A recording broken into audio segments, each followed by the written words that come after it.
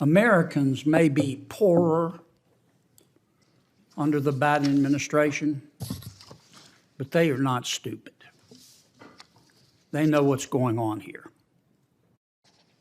I remember the Democratic leader's words of March 4th, 2020, on the steps of the United States Supreme Court, like they were yesterday. I want to tell you, Gorsuch, he said, not Justice Gorsuch, Gorsuch. I want to tell you, Gorsuch, I want to tell you, Kavanaugh, you have released the whirlwind and you will pay the price. You won't know what hit you if you go forward with these awful decisions. Wow. Just wow. I think Matthew 12:36 is correct. For by thy words you shall be justified, and by thy words you shall be condemned. Now, the sad truth is that some, not all, some of my Democratic colleagues have been on a crusade to undermine the United States Supreme Court's legitimacy and the credibility of the federal judiciary for years. Today's hearing is the next chapter in their federal path, and they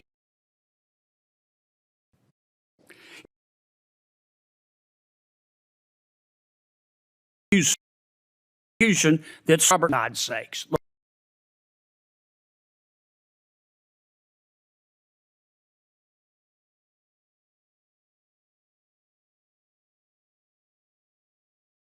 The Washington Post verdict afterward.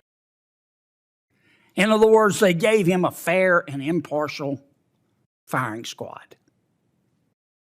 Then we saw the high-tech lynching of Justice Clarence Thomas. Then, for the first time in history, they weaponized the filibuster to kill Mr. Miguel Estrada's nomination, and they also demonized Justice Janice Rogers Brown, a very fine person.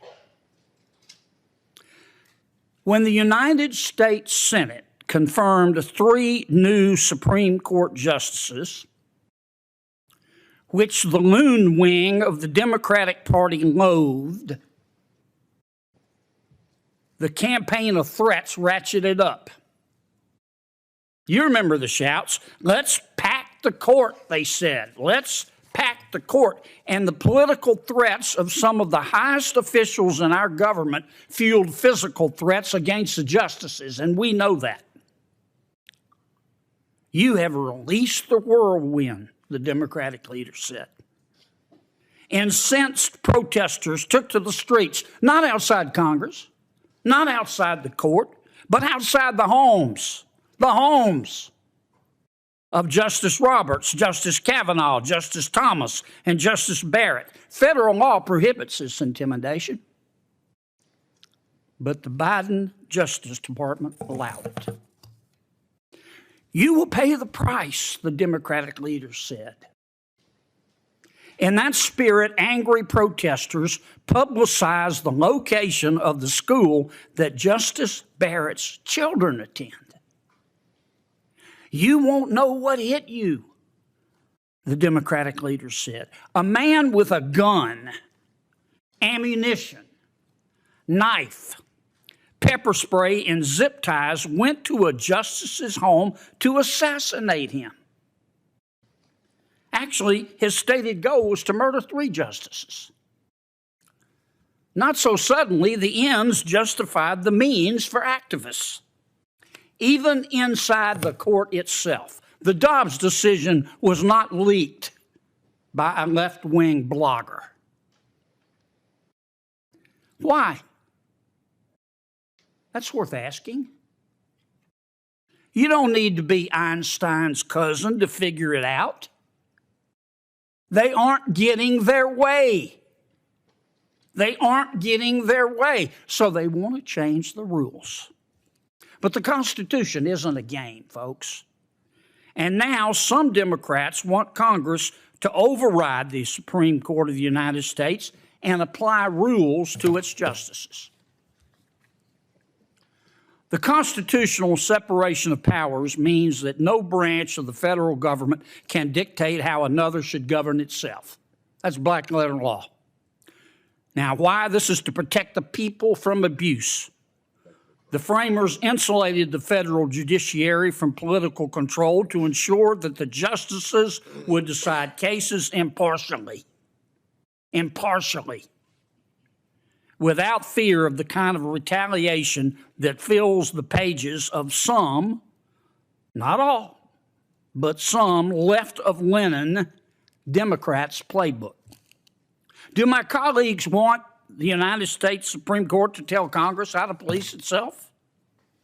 Even if Congress wrote a code of ethics for the Supreme Court, the court could rightly rule that code is unconstitutional. None of the laws we make here trump the United States Constitution. What's more, some Democrats want to use the lower courts as a cudgel against the highest court in the land by giving circuit judges the power to rule on whether justices should recuse themselves. Consider the conflicts of interest and the confusion that would breed. Unless you peaked in high school, you must know they will be breathtaking.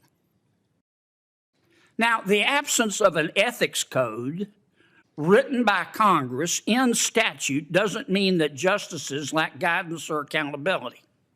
Justices and judges routinely consult the existing code of conduct, and federal law already requires recusal in certain circumstances like bias or financial interest. We all know that. The justices are also subject to strict financial disclosure rules, just like my colleagues here. Not only is this Democratic proposal unconstitutional, it is unnecessary. The attacks on conservative justices are targeted.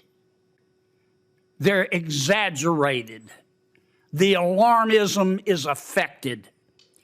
The danger isn't that rogue justices are operating without ethics.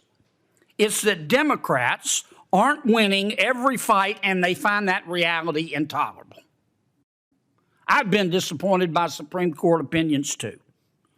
But my Democratic colleagues should fill out a hurt feelings report and move on for the sake of the Constitution.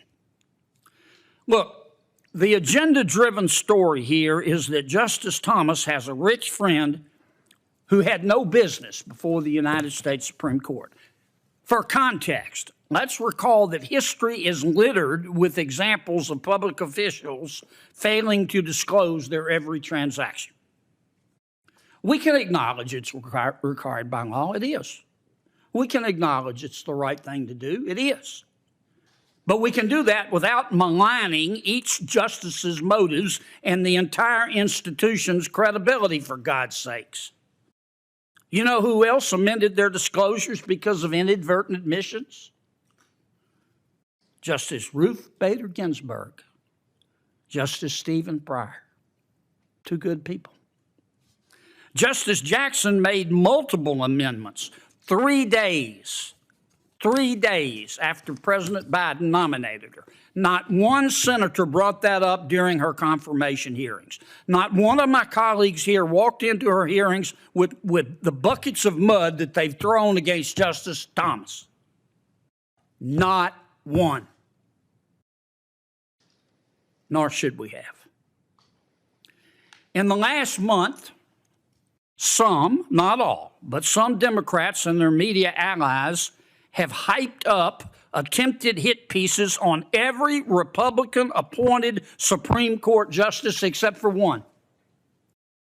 They've tried going after Justice Kavanaugh for buying baseball tickets, Justice Alito for having dinner with people who gossip, the wife of Chief Justice Roberts for hiring good lawyers, Justice Gorsuch for selling land in an LLC, which he properly disclosed, to a major donor to the Democratic Party, for God's sakes, who he's never even met. And Justice Thomas for having a rich friend. Justice Barrett, if you're listening, I hope you don't have library books overdue. If recent history is any indicator, you're next. Today's hearing is an excuse to sling more mud at an institution that some, not all, some Democrats don't like because they can't control it 100% of the time. And that's a fact, and everybody in this hearing room knows that. Until they get the outcome they want in every case, I fear they are going to continue to slander it in an effort to take control of it. And I pray to God I am wrong. Thank you, Mr. Chairman.